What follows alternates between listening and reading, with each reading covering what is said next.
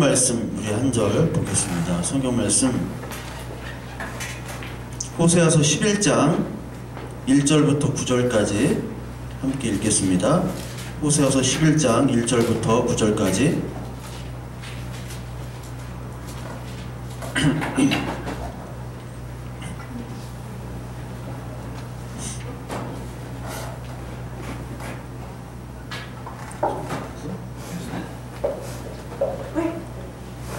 호세아서 11장 1절부터 9절입니다.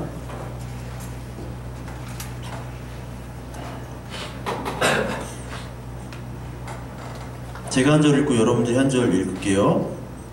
제가 먼저 읽겠습니다. 이스라엘이 어렸을 때 내가 사랑하여 내 아들을 애굽에서 불러냈거늘 선지자들이 그들을 부를수록 그들은 점점 멀리하고 바알에게 제사하여 바로새에게 우상 앞에서 성향하였느니라.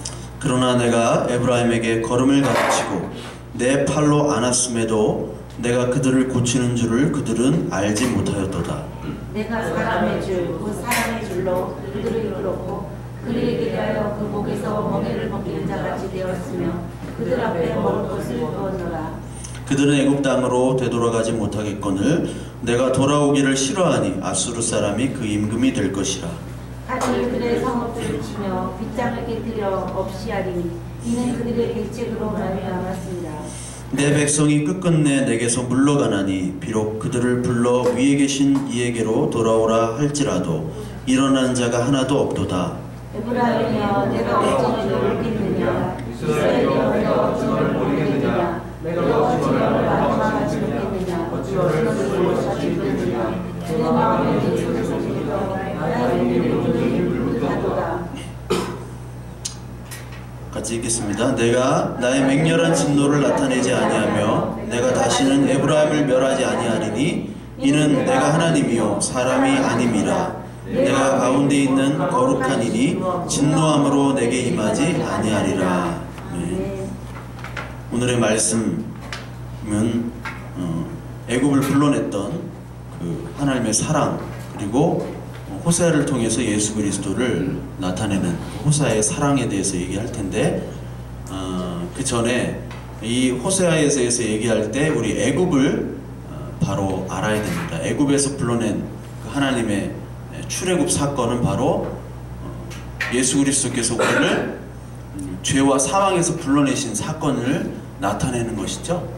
그래서 6월절이라는 것이 어떤 기적을 의미하는 것보다도 사실은 그리스도를 나타내는 것이다 라고 우리는 알아야 됩니다. 그렇죠? 그래서 오늘 이 애굽에 대한 것들, 그리고 우리의 하나님의 인도하심, 하나님의 사랑에 대해서 오늘 좀 말씀을 드릴 텐데요. 일찍이 토마스 홉스가 리바이어던이라는 말을 쓰면서 국가를 정의했습니다. 그래서 이제 국가는 그 개념이 많이 이렇게 변천이 됐는데요. 지금의 어떤 국가는 우리 인간이 만들어 놓은 모든 기술과 과학과 제도의 가장 최고의 첨단의 총체를 바로 국가라고 얘기합니다. 그래서 국가에게 의무도 있지만 국가에 대한 권리도 우리가 있죠. 국가에 대한. 국가가 부름받기 때문에 우리가 다 군대 갔다 왔잖아요. 제가 군대 가가지고 머리 빠져가지고 간첩 잡으러 다니다가 머리를 빠져가지고 머리카락이 다 빠져가지고 개털됐어요. 그래가지고 소송을 할까 말까. 근데 이제 군대를 부른 것도 바로 국가 권력입니다. 국가 권력이기 때문에 이 국가에 대한 모든 통치 시스템이 또 과학화되어 있어요. 지금은 기업이 국가를 또 대신할 수도 있지만 하여튼 우리의 어떤 총체적인 모든 인간의 바벨탑을 쌓은 최고의 기술은 국가로 집약이 되어 있습니다. 오늘 이 애굽이 바로 뭐냐면 그 국가를 나타내는 거예요. 창세기에는 어떤 큰 제국과의 대결이 없었습니다. 근데 출애굽에 와서 이제 뭐와 뭐와의 싸움이 되면 우리가 가인의 자손과 셋의 그 자손의 모습을 봤죠.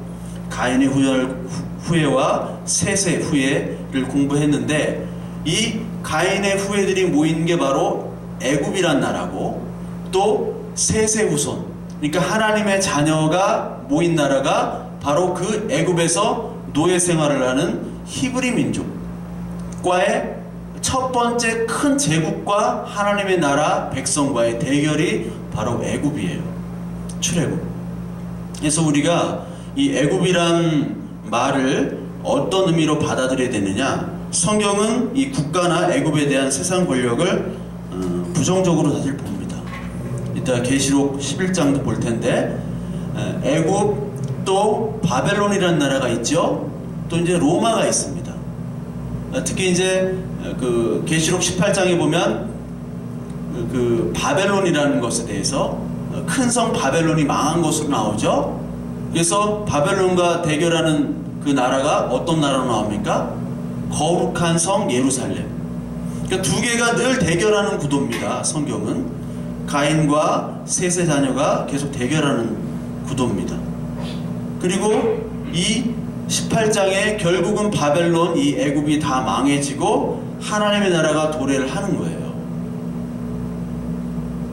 계시록 11장 8절에 보면 애굽이 어떤 나라로 되어 있냐면요, 애굽이, 제가 찾아서 읽어드리겠습니다. 애굽은 그들의 시체가 큰 성 길에 있으리니 그 성은 영적으로 하면 소돔이라고도 하고 애굽이라고도 하니 곧 그들의 주께서 십자가에 못 박히신 곳이라.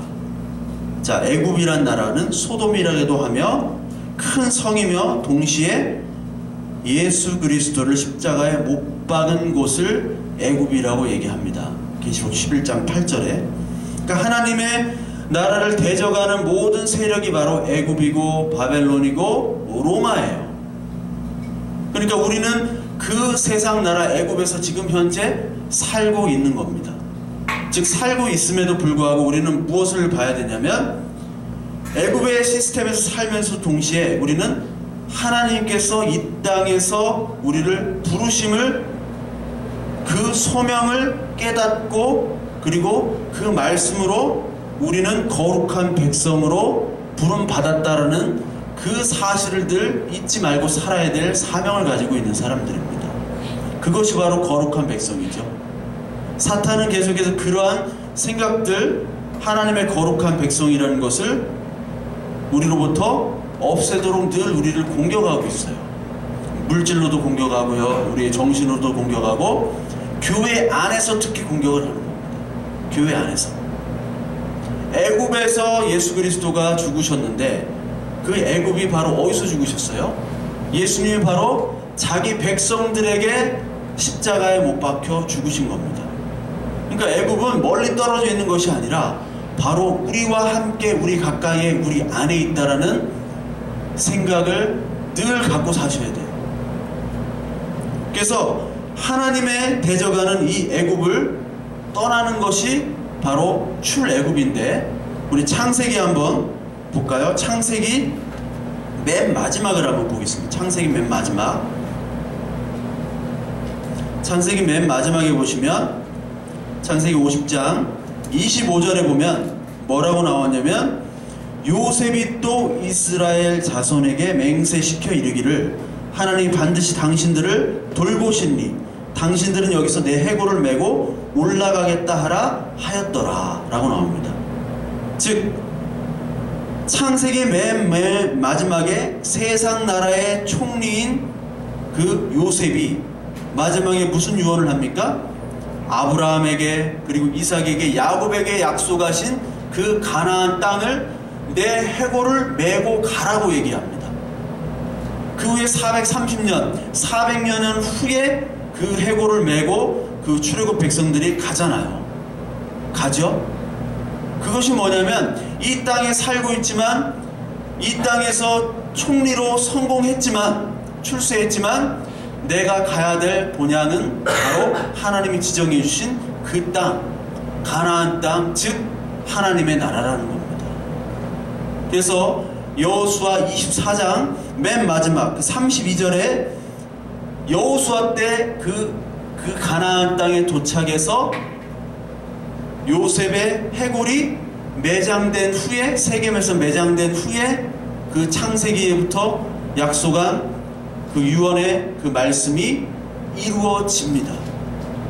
그러니까 이 창세기 때 요셉의 어떤 성공은 성공으로 보는 것이 아니라 마지막 여호수아 때 가나안 땅에 도착하는 것이 바로 하나님의 뜻이요, 그것이 하나님 나라의 완성임을 우리에게 알려주시는 거예요. 우리가 흔히 많은 설교들을 어떻게 듣냐면 요셉처럼 형통하자. 그렇죠? 요셉이 꿈꿨더라. 요셉이 꿈꾼 적이 없어요.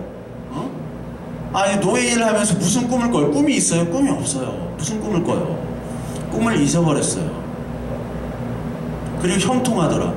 형통이라는 게 하루바로 하루 먹고 하루하루의 삶입니다. 노예는 인간이 아니기 때문에. 근데 형통이라는 것은 하나님과 함께하는 형통이에요. 우리가 성경을 볼 때 단편적으로 보는 것이 아니라 하나님의 역사를 쭉 이렇게 봐야 되는 것이죠. 그래서 예수 그리스도의 구원의 중심이고 그 처음 창세기부터 어떻게 계시록에 되어지는가, 그 중점으로 봐야 돼요. 출애굽기도 마찬가지입니다. 오늘 호세아서 말씀이 출애굽에 대한 말씀인데 그 출애굽도 말씀이 마찬가지예요. 우리가 성경을 재밌게 읽습니다. 읽다가 출애굽기 19장에서 20장 넘어가면 그때부터 건너뛰어요. 레위기 건너뛰죠. 그리고 민수기도 건너뛰는 거 있고 여호수아 읽다가 또 건너뛰고 이렇게 읽잖아요. 왜 그러느냐? 우리는 하나님의 말씀이, 이 말씀이 어떤 뜻인지 모르기 때문에 우리는 재미없어서 읽는 거예요.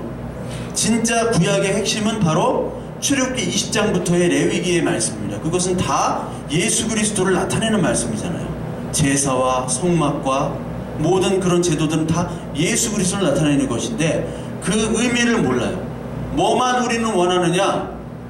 출애굽의 기적들, 막 싸우고 두드려 패고 부시고 막 다 엎어지고 인생이 역정되는, 인생 역전을 다 원하잖아요. 우리 인생 역전의 드라마틱한 그 이야기를 우리는 원하기 때문에 20장부터는 뭐 다 이상해. 성막부터 나오고요, 다 이상한 말씀이에요. 그렇기 때문에 20장부터는 재미가 없어지는데 하나님의 말씀을 안다면 그때부터 진짜 하나님의 말씀을 깨닫게 되고 그때부터 아, 이 말씀이 정말 꿀처럼 달구나라는 걸 깨닫게 되는데 그 단계까지 우리가 못 간다는 겁니다. 우리가 출애굽 단어를, 이 출애굽을 우리 읽을 때 먼저 아까도 얘기하셨듯이, 제가 얘기했듯이 이 애굽이라는 것에 주목을 해야 됩니다. 원래 애굽이라는 거는 우리가 왜 애굽이라는지 모르겠죠? 우리 이집트라고 하는데 애굽이라는 거는 원래 아이굽토스라는 헬라어에서 나왔습니다. 아이굽토스라는 헬라어에서 나왔는데 이 아이굽토스란 말이 헬라어고 히브리 말로는 뭐냐면 동쪽을 얘기하는 미츠라임이라는 말을 써요. 미츠라임.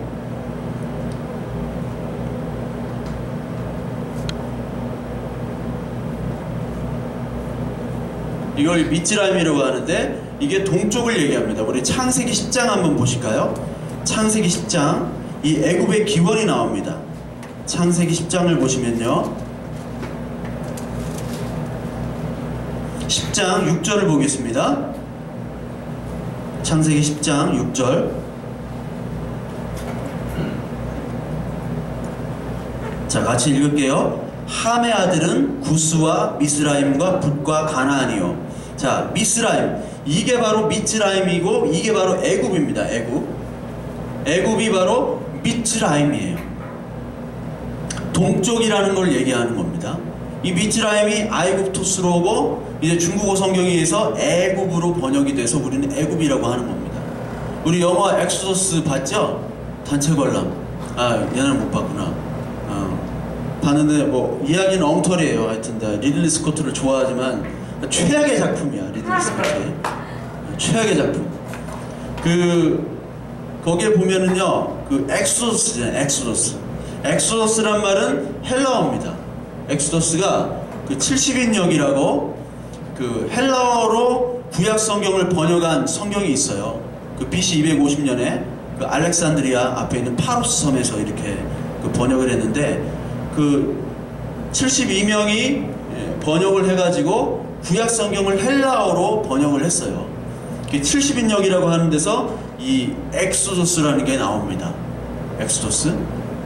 그러니까 이 엑소더스와 이 출애굽은 바로 큰 제국을 애굽을 나타내는데, 이 모세 때가 지금 BC 1400년경인데, 여러분 이집트에 가시면 큰 피라미드가 있습니다. 큰 피라미드가 쿠프의 피라미드인데, 그게 BC 2500년 전에 지은 피라미드예요. 그러니까 모세 시대 때 1000년 전에 이미 그 피라미드가 있었던 거예요. 그러니까 이집트라는 것은 최초의 거대 제국입니다. 그러니까 제국이 등장해서 이제 하나님의 말씀에 거여가여 바벨탑을 쌓은 것이 바로 피라미드예요. 이게 150m입니다. 높이가 150m의 그 피라미드의 그 쿠프왕의 그 권력들, 그리고 이 하나님의 말씀을 거여간 인간들의 세계는 계속해서 큰 건축물을 쌓아요. 그리스의 아테네의 파르테논 신전도 마찬가지고, 페르시아 전쟁에서 이긴 후에 456년에 BC 456년에 또 건축을 했고요. 예수 그리스도가 갈릴리 출신이시잖아요. 태어난 곳은 어디죠? 베들레헴이지만, 근데 갈릴리는 사실 페니키아 문명입니다. 가나안 문명이에요. 가나안을 페니키아라고 하는데, 페니키아 지금 시리아나 그쪽 위쪽은 엄청난 바알 신전이 있습니다. 그런데 상대적으로 예수 그리스도를 나타내는 성막, 또 솔로몬 성전은 크기가 얼마나 냐면 길이가 27m밖에 안 돼요. 성전이 넓이가 9m밖에 안 됩니다. 높이가 12.5m인가 그 정도밖에 안 돼요. 요만해요. 성전이 언약궤가 120m밖에 안 돼. 1.2m예요. 언약궤가 너무나 초라하고 너무나 작아요.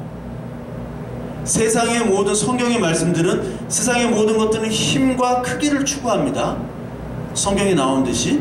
그러니까 여러분들, 우리가 내년에 수련회를 유럽으로 가잖아요.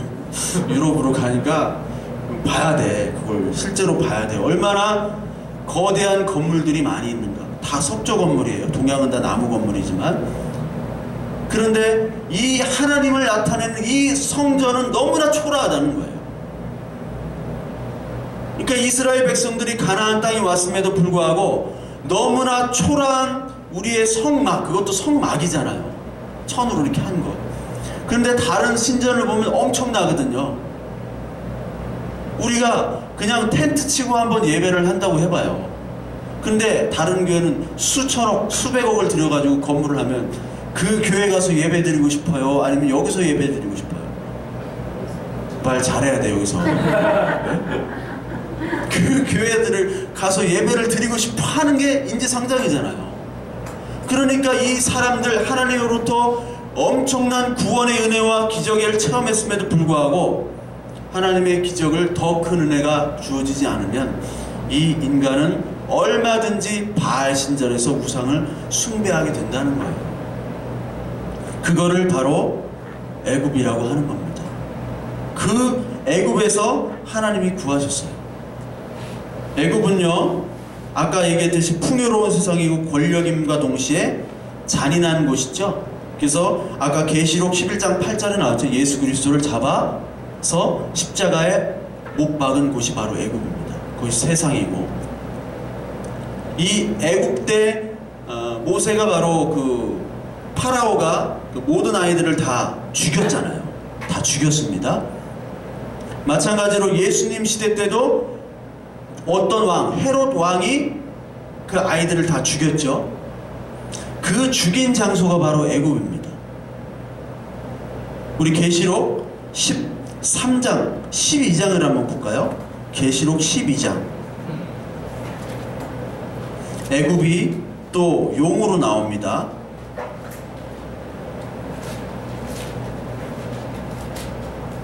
자, 계시록 12장에 보시면요, 12장 4절을 한번 보겠습니다. 그 꼬리가 하늘의 별 3분의 1을 끌어다가 땅에 던지더라.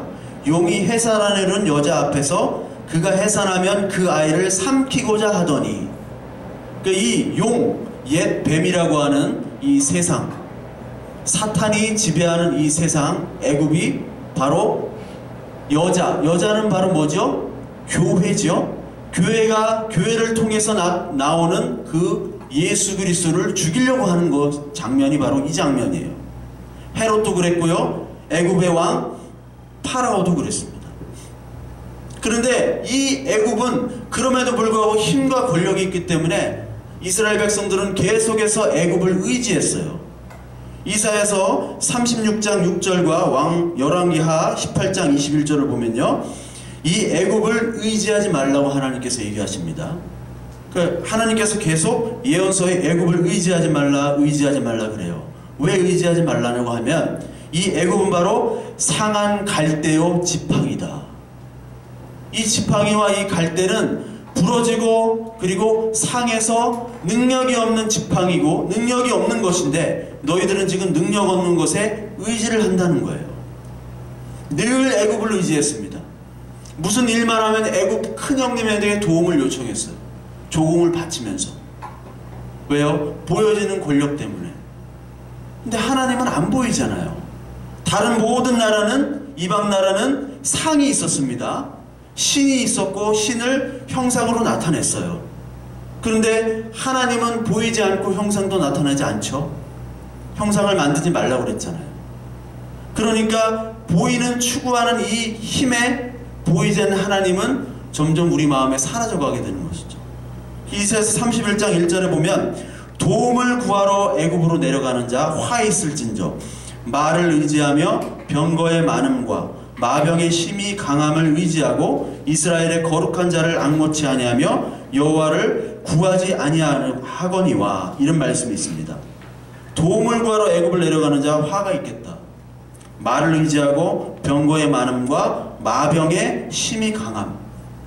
이것이 우리 신명기 17장에 배웠던 왕이 금해야 될 것, 그때 배웠죠? 현재 왕이 금해야 될 것, 은금 많은 것과 마병과 아내, 이것이 다 바로 권력입니다. 가장 그 은금과 아내와 권력이 많았던 사람이 성경 인물 중에, 그 이스라엘 중에 솔로몬이죠. 솔로몬이 부인이 1000명입니다. 1000명.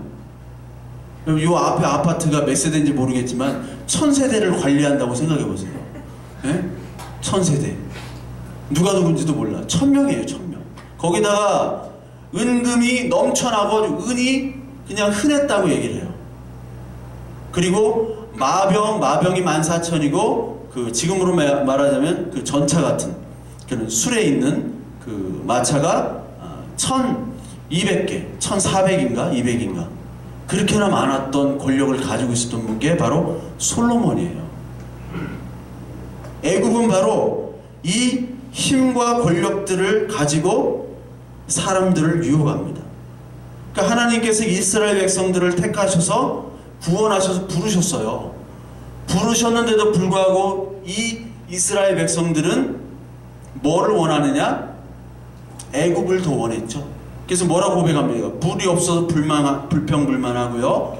또 고기가 없고, 또 그 자기들의 어떤 영양가에 있었던 것들. 그러니까 노예로 있었을 때는 우리가 이것들을 먹으며 살았을 텐데, 아니 이것도 먹지 못하게 하여 이 광야에서 죽게 하느냐라고 모세에게 불평불만을 얘기합니다. 그 애굽을 가지고 있다라는 거예요. 아직까지. 사실 그때는 하나님이 누군지도 모르니까 불평불만을 할 수가 있겠죠. 근데 그것이 오늘날에도 우리의 모습이라는 거예요. 또 애굽은 여러분 기다리지 못하는 그런 조급함을 나타냅니다. 사무엘상 13장에 보면은 사울이 그 블레셋과의 전투색에서 제사장인 그 사무엘을 기다리지 않고 바로 제사를 드려요. 자기가 제사의 권리가 없음에도 불구하고. 왜 그러냐면은 이 블레셋과의 대결에서 전의를 상실했어요. 이스라엘 백성들이. 그래서 자꾸 전력으로 이탈합니다. 그래서 하나님의 그 마지막 사사인 사무엘을 불러다가 예배를 드리고 제사를 드리려고 하는데 사무엘이 안 왔어요. 7일을 기다리다가 안 와가지고 드립니다. 자기가 멋대로 드린 거예요. 그 후에 바로 사무엘이 오죠. 너 왜 이렇게 들었느냐. 하나님이 너의 권력을 다른 사람에게 이양할 것이다. 하나님이 다른 사람을 왕으로 세울 것이다 라고 얘기를 하죠. 사무엘이. 그러니까 이 세상은 결과 중심적이고 기다리지 못하고 참지를 못합니다. 우리가 하나님을 믿는다는 것은 보이지 않는 하나님의 약속을 믿는 거예요. 믿는 겁니다. 보이지 않아요. 절대. 지금 당장 이루어지지 않아요. 아브라함이 그렇게 기다려도 이루어졌습니까? 안 이루어졌습니다. 25년 후에나 이루어졌어요. 그 약속이. 그러니까 그 조급한 애굽의 마음을 가지고 누구를 드립니까? 하갈을 드리잖아요. 하갈이 어느 나라 사람인 줄 아세요? 애굽 여자예요. 하갈을 드립니다. 조급함으로 애굽이 들어온 거예요. 그리고 동시에 이 애굽은 권력과 권력이기 때문에 우리가 다윗과 골리앗의 싸움이 있죠. 다윗과 골리앗 싸움, 용사와 용사의 싸움과 동시에 하나님 백성과 이 세상 애국과의 싸움입니다. 그래서 교회의 표지가 뭐냐면 전투적인 교회라는 게 있어요. 전투적인 교회. 교회는 전투적이어야 돼요. 용사해야 됩니다. 무슨 전투, 무슨 싸움을 싸웁니까? 우리가 흔히 많이 영적인 싸움이라고 하는데 그 영적인 싸움은 다른 게 아니에요. 우리 안에 들어있는 애국과의 늘 끊임없는 싸움입니다. 애굽으로 우리를 인도하고자 하는, 애굽을 그리워하는 우리의 마음들과의 끊임없는 싸움이에요. 그게 전투적인 교회가 바로 그 말이 전투적인 교회입니다. 그래서 오늘 우리 교회가 원래 점심을 우리 전투식량을 먹으려고 했어요. 전투식량. 사진도 있죠? 우리 카톡으로 받은 김병장 전투식량. 그거 물 부어가지고 먹으려고 그랬는데 오늘 또 귀하신 손님이 오셔가지고 또 전투식량 또 대접할 수는 없잖아. 또 우리가 손님 오면 또 가는 곳이 있잖아요. 네? 손님 오면 이렇게 그 레스토랑인지 또랑인지 모르겠지만 하여튼 어디로 갈지 모르겠지만 전투식량을 다음 주에는 먹게 될 거예요. 왜냐면 전투적인 교회이기 때문에. 그리고 애굽은요 편리성, 효율성을 얘기합니다. 사무엘하 6장에 보면 그 언약궤를 다시 싣고 오는데 아효와 우사가 이렇게 언약궤를 싣고 오는데 뭘로 싣고 오냐면 수레에다가 싣고 와요. 그것은 바로 편의성이죠. 블레셋 방법이에요. 원래 모든 성막의 도구들은 어떻게 싣고 갑니까? 메고 가는 거죠. 그래서 성막 도구들이 대부분 고리가 있어요. 고리에다가 이렇게 막대기를 넣어가지고 이렇게 메고 오는 거예요. 메고 와야 되는데 수레를 들고 와요. 수레에다가 그냥 탁 싣고 오는 거예요. 편리성. 이런 편리성, 조급성, 결과주의, 권력, 그리고 잔인성. 그것으로부터 하나님은 우리를 구출하신 것이 바로 출애굽이에요. 그게 출애굽.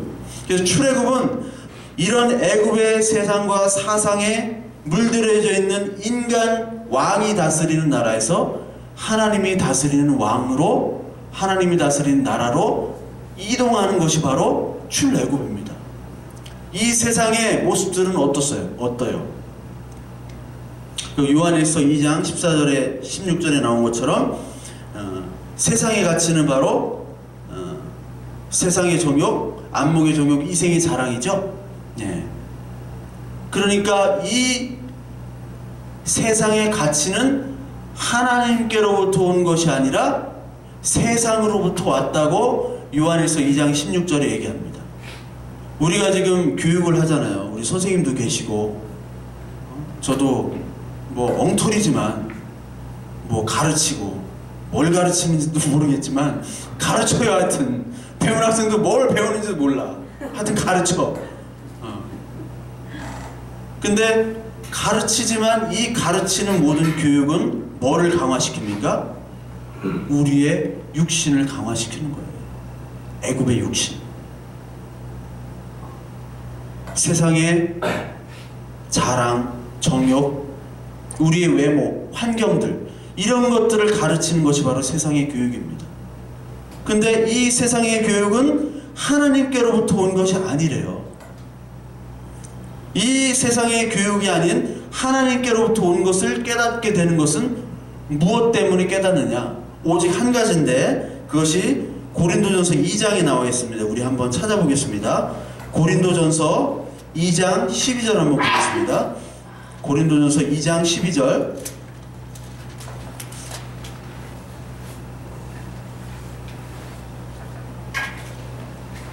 (2장 12절) 보겠습니다. 제가 읽을게요. 12절부터 14절까지 제가 읽을게요. 우리가 세상의 영을 받지 아니하고 오직 하나님으로부터 온 영을 받았으니 이는 우리로 하여금 하나님께서 우리에게 은혜로 주신 것들을 알게 하려 하심이라. 우리가 이것을 말하거니와 사람의 지혜가 가르친 말로 아니하고 오직 성령께서 가르치신 것으로 하니 영적인 것은 영적으로 분별하느니라.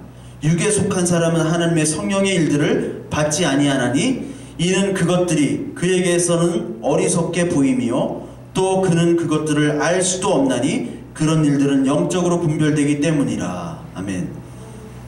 하나님의 사람의 지혜로 가르친 말이 아니라 이 오직 성령께서 가르쳐야지만이 이 고백이 되는 거예요. 어떤 고백이 되느냐? 빌립보서 3장 8절 한번 봅시다. 빌립보서 3장 8절.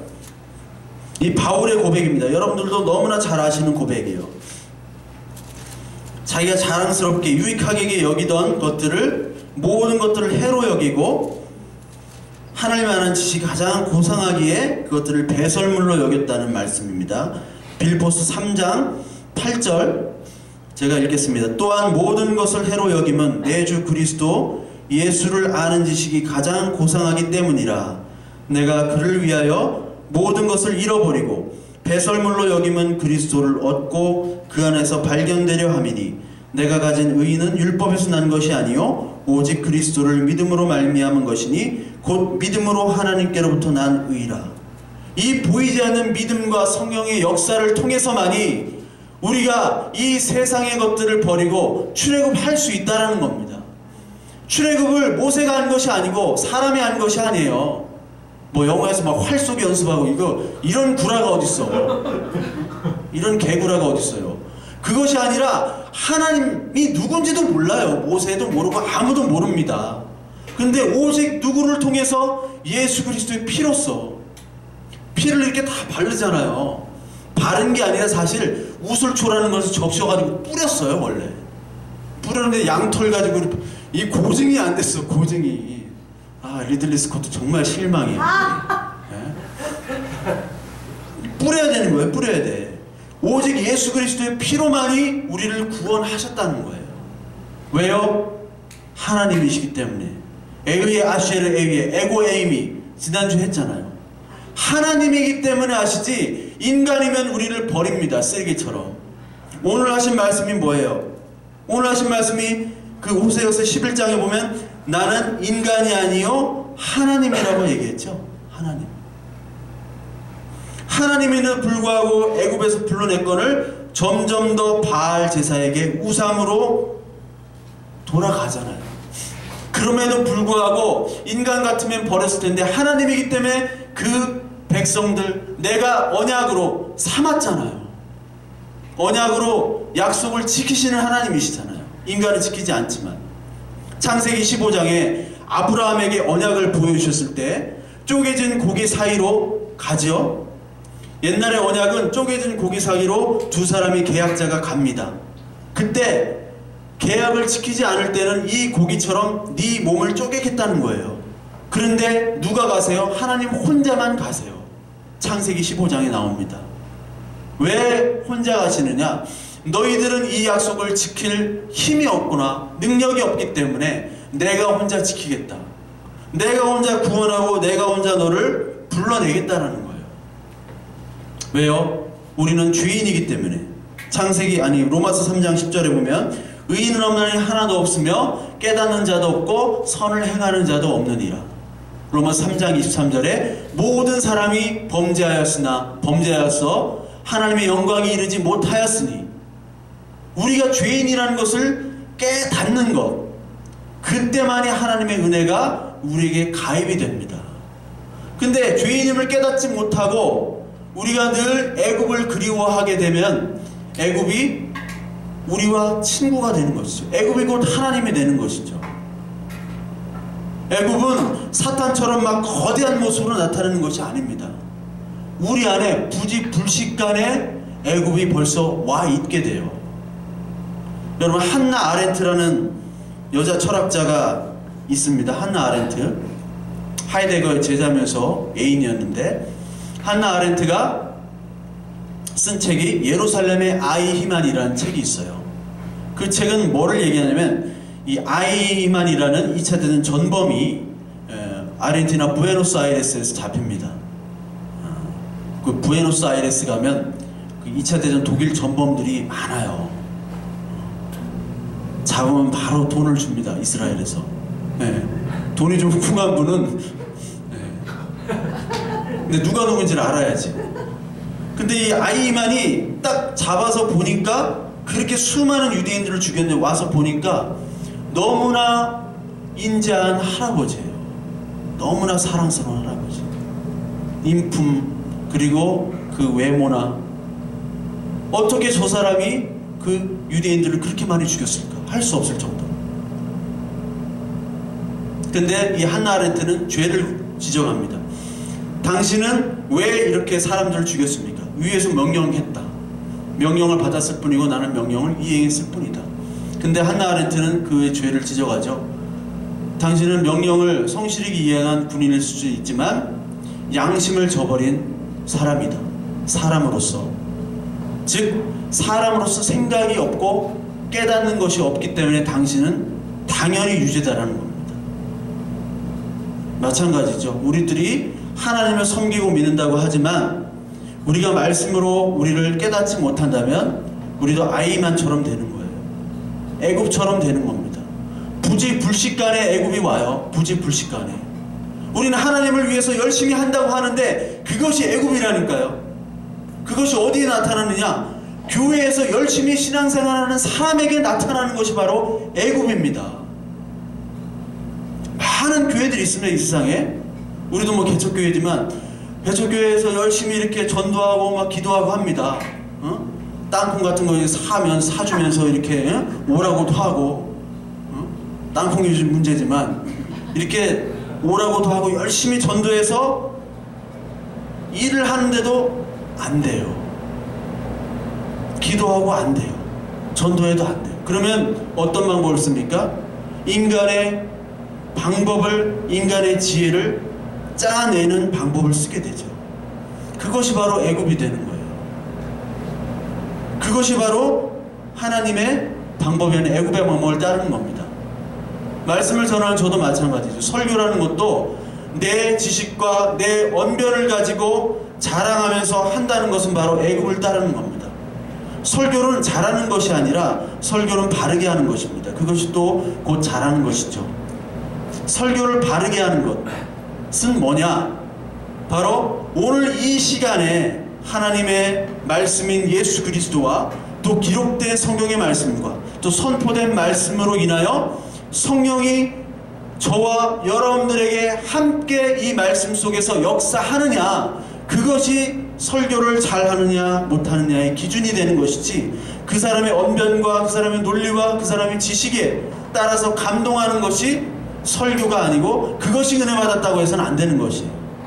제가 늘 말씀드리지만 목사의 말이 아닌 오늘 이 말씀을 깨닫고 여러분들이 가셔서 그 말씀을 다시 보시고 다시 기도하시고 다시 그 말씀에 따라 사시는, 그것을 통해서 은혜를 받으셔야지, 오늘 어떠한 목사의 어떠한 그 얄팍한 그런 언변을 가지고 감동을 받았다든지 은혜를 받았다든지 한다는 것은 말이 안 된다는 거예요. 여러분 아시겠죠? 그러니까 가셔서 좀 성경 좀 읽으라고. 모태신앙들 뭐 아는 게 있어야지. 뭐 얘기를 해도 이게 방언처럼 들어요. 다 얘기한 방언으로 들어. 좀 읽으세요. 읽으셔. 하나님께서는 우리를 죄인으로 여기시는 거예요.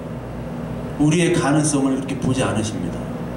모세가 그 권력의 최상위층에 있을 때 하나님께서는 쓰시지 않으셨어요. 그렇죠? 모세는 쓰지 않으셨습니다. 아주 최고 조건이 안 좋을 때 하나님이 쓰셨어요. 모세가 최고 조건이 좋을 때 하나님을 위해서 열심히 일하겠다고 사람을 죽이고 열심히 일하려고 했는데 하나님 침묵하셨습니다.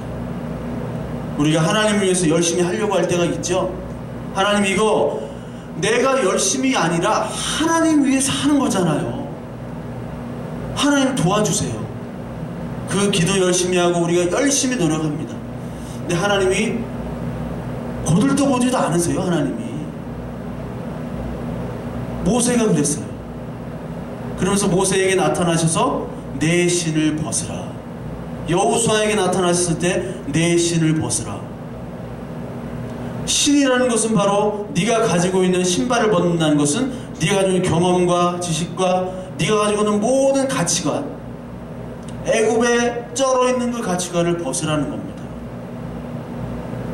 하나님은 우리 인간의 손으로 만들어진 것, 인간의 노력과 인간의 행위와 말로 영광을 받으시는 분이 아니에요.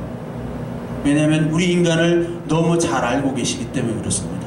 요한복음 5장 41절 우리 한번 볼게요. 요한복음 5장 41절입니다. 인간을 어떻게 보시느냐 하나님은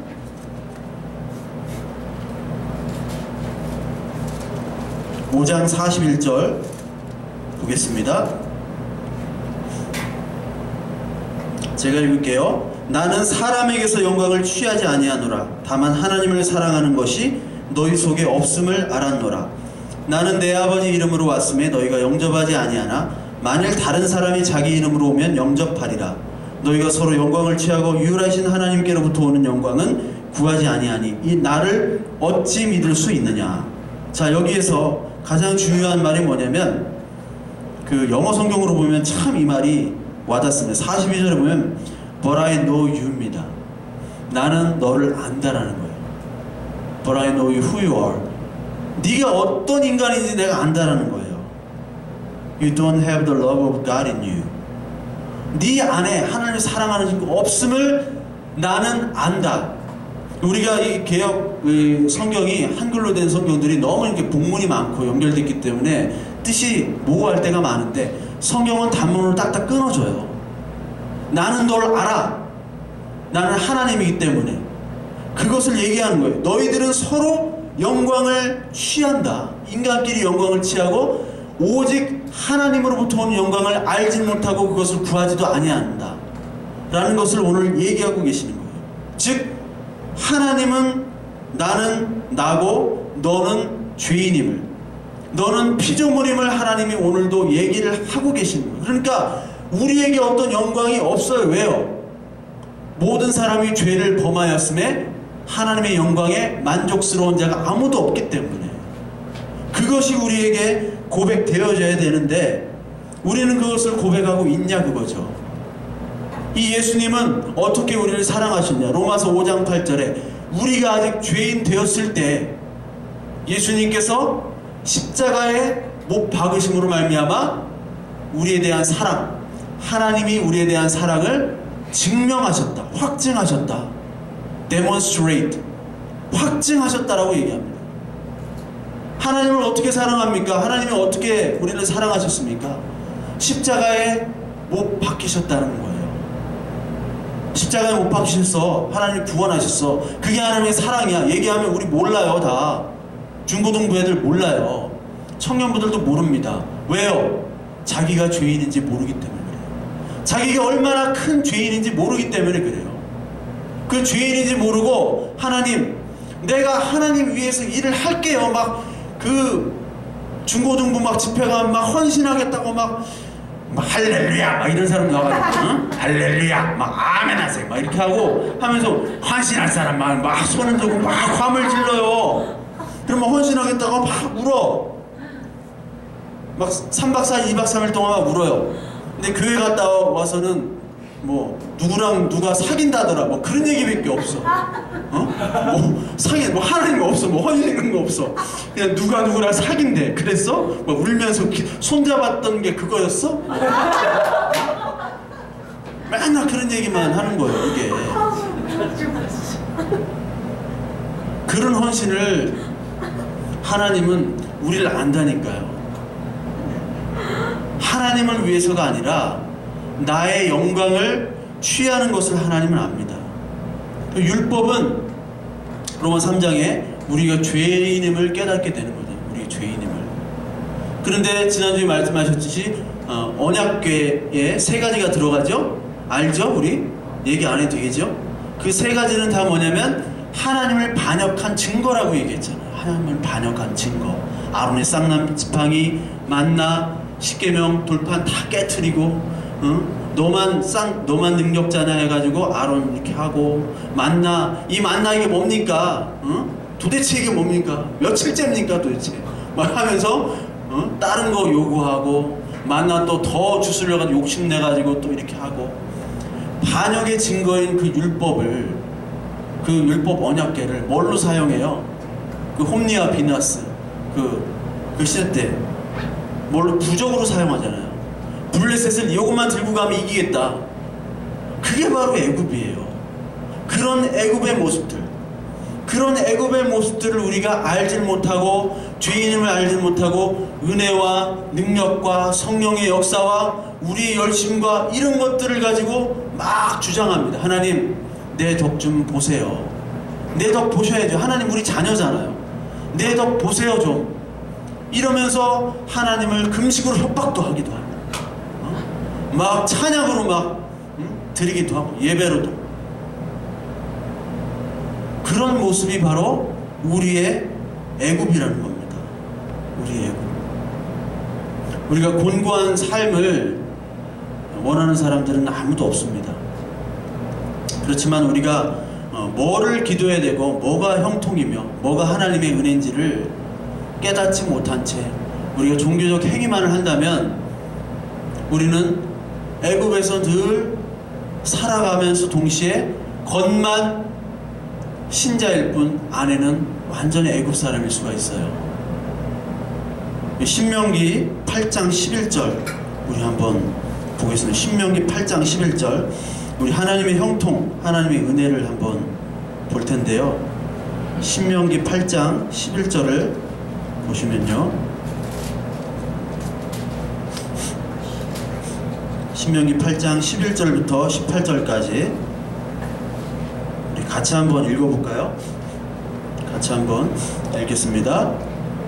내가 오늘 내게 명하는 여호와의 명령과 법도와 규례를 지키지 아니하고 내 하나님 여호와를 잊어버리지 않도록 삼갈지어다. 내가 먹어서 배부르고 아름다운 집을 짓고 거주하게 되며 또 내 소와 양이 번성하여 내 은금이 증식되며 내 소유가 다 풍부하게 될 때 내 마음이 교만하여 내 하나님 여호와를 잊어버릴까 염려하노라.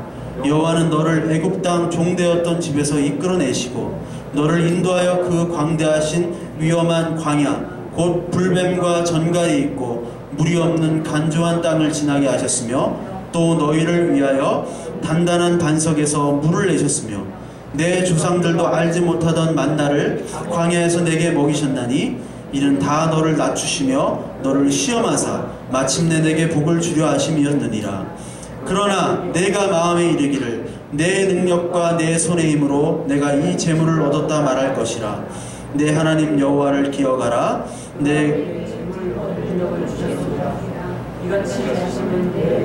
너에게 맹세하신 언약을 오늘과 같이 이루려 하심이라. 자, 우리 8장 3절부터 4절 한번 읽겠습니다. 너를 낮추시며 너를 줄이게 하시며 또 너도 알지 못하며 내 조상들도 알지 못하던 만나를 내게 먹이신 것은 사람이 떡으로만 사는 것이 아니요 여호와 입에서 나오는 모든 말씀으로 사시는 줄을 내가 알게 하려 하심이라. 이 40년 동안에 내 의복이 헤어지지 아니하였고 내 발이 부르트지 아니하였느니라. 이 이스라엘 백성들은 하루하루 연명을 했습니다. 하루하루 그 만나가 떨어지지 않으면 굶는 사람들이었어요. 우리는 형통함과 안정됨과 우리는 부를 사실 추구를 하죠. 근데 오늘 이 말씀을 보시면 마침내 뭐를 주시기 위해서 너희들을 이렇게 낮추시고 이렇게 광야로 인도해 주셨냐? 마침내 복을 주시기 위해서 너를 인도하셨다고 얘기합니다. 이게 우리 믿지 않는 사람들, 신앙이 아닌 사람들이 이런 얘기를 들으면요, 마치 그 마르크스처럼 부르주아가 착취 계급들을 착취하기 위한 수단으로 이 땅에서 열심히 고생을 해야 천국의 복을 받는다. 또는 니체처럼 그건 다 거룩한 거짓말이야. 그거는 약자들의 논리야. 자기들이 약하고 힘이 없으니까 변명을 하는 수단이야. 이 땅에서 약하고 고생하지만 하나님이 나중에 복 주실 것이다 라고 얘기를 합니다. 그러나 이것은 그런 것이 아니라 아까도 얘기했듯이 하나님의 성령으로 말미암아 우리가 고백해야 될, 고백할 수밖에 없는 신앙의 고백이에요. 우리 인간의 힘으로 고백을 할 수 없고 하나님의 성령의 힘으로만이 이 고백을 할 수 있습니다. 마침내 복을 주시기 위해서 이렇게 하나님이 고난을 주시고 낮추게 하셨다라는 거예요. 하루하루 연명하도록 하게 하셨다라는 거예요. 우리의 삶은 사실 하루하루 연명을 합니다. 근데 우리가 얼마나, 보세요, 우리가 얼마나 가진 것들이 많아요. 벌써 목사부터가 제가 BMW만 타고 다니잖아요. 바이스클 B, 메트로 M, 워크 W. 우리 교회 딱 이동할 때 할리 데이비슨이 탁 에스코트 탁 하고, 우리 교회 차 마티즈가 중간에 탁 이렇게 가고, 뒤에 목사 자전거 타고 막 쫓아오고. 우리 가진 것들이 참 많은 교회입니다. 그런데도 우리는 뭔가 더 축적하는 애굽의 삶을 지향을 해요. 풍부한 축적하는 것들.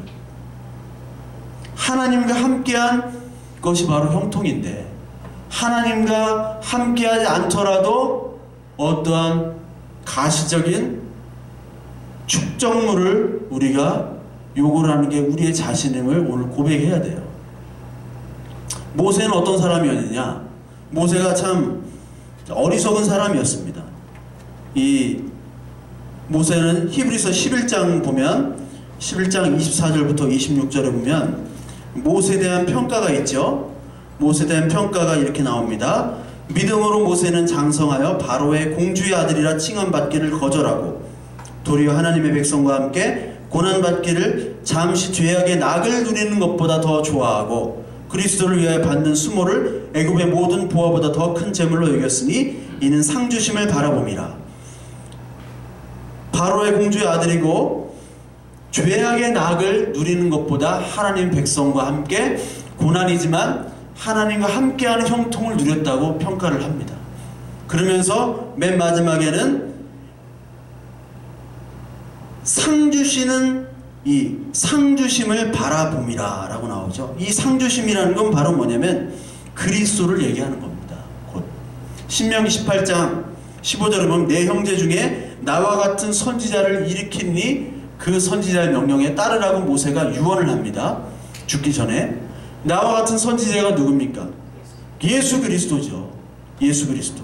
오늘 11장의 믿음장이라는 게 뭐냐면 믿음은 바라는 것들의 실상이요 보이지 않는 것들의 증거다라고 하면서 믿음을 가지고 우리가 보이는 것을 보이지 않는 것을 보이는 것처럼 생각하고 우리의 마음속에 마인드 컨트롤 해가지고 열심히 기도하자라는 설교를 많이 들어보셨을 거예요. 그 믿음이 아니라 이 믿음의 실체는 바로 보이지 않는 그 하나님이 보이는 예수 그리스도로 오신다는 그 말씀이에요. 그거를 쫓아 사는 사람들이 어떤 고난을 받느냐? 돌로 치인 것과 톱으로 켜는 것과 시험과 칼로 죽임을 당하고 얌과 염소의 가죽을 입고 유리하여 궁핍과 환난과 학대를 받았다.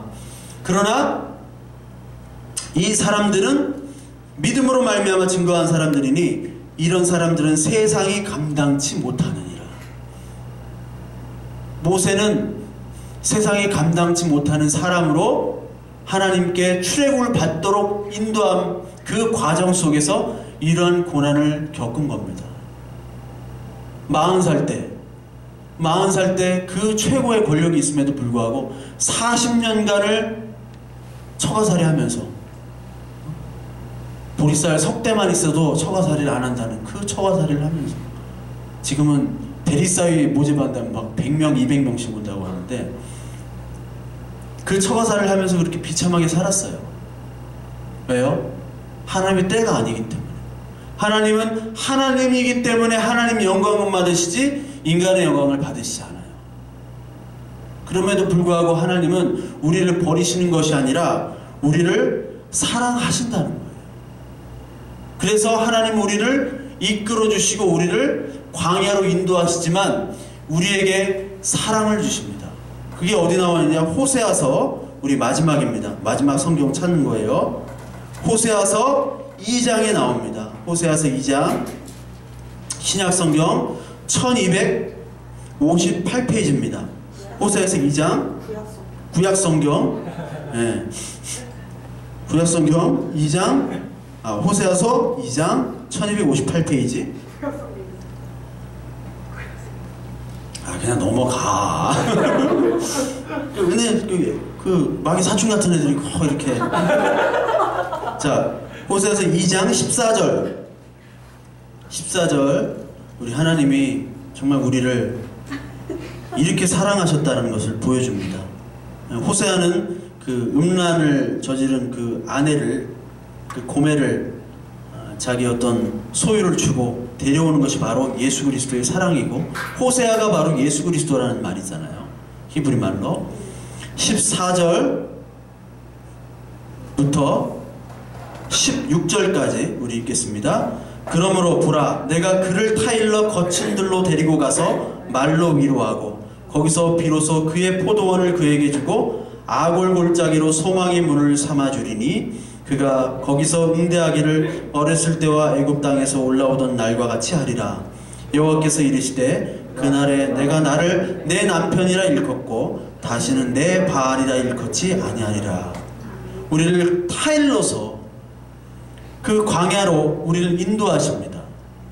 아무것도 모르는 그 애굽의 노예인 그 백성들을 타일르죠. 성령으로 우리에게 오셔서 우리를 타일르셔서 광야의 삶을 살게 하세요. 거친 들로 데리고 가서 하나님의 말씀으로 우리를 위로하 주셨습니다. 그리고 아골골짜기, 우리가 애굽에만 있으면 죽을 수밖에 없는, 아니 이미 죽었던, 죄와 허물로 죽었던 우리 아골골짜기를 뭘로 바꿔주세요? 소망의 문으로 바꿔주시는 거예요. 내가 계획한 대로 되는 것이 아니라 하나님의 인도하심으로 말미암아 내 계획이 무너뜨리고 깨지더라도 하나님이 인도하셔야지만이 이 아골골짜기가 소망의 문으로 바뀐다는 겁니다. 그래서 나중에는 내가 나를 내 남편이라 일컫고 다시는 내 바알이라 일컫지 아니하리라. 다시는 죄를 짓지 않겠다라는 겁니다. 다시는 우상 숭배를 하지 않겠고 내가 네 남편이 되도록 하겠다. 그래서 20절에 보면요, 진실함으로 내게 장가 들리니 내가 여호와를 알리라. 우리가 예수 그리스도께서 오셔서 천국에 대해서, 하나님의 나라에 대해서 비유를 많이 하시잖아요. 비유 중에서 천국 잔치가 있습니다. 이 천국 잔치는 신랑과 신부의 잔치입니다. 신랑은 예수 그리스도시고 신부는 우리예요. 애굽에 머물러 있는 아골골짜기인 우리를 소망의 문으로 인도하시는 그 잔치, 우리와 다시 결합하여 결혼식 하는 그 잔치를 나타내는 겁니다.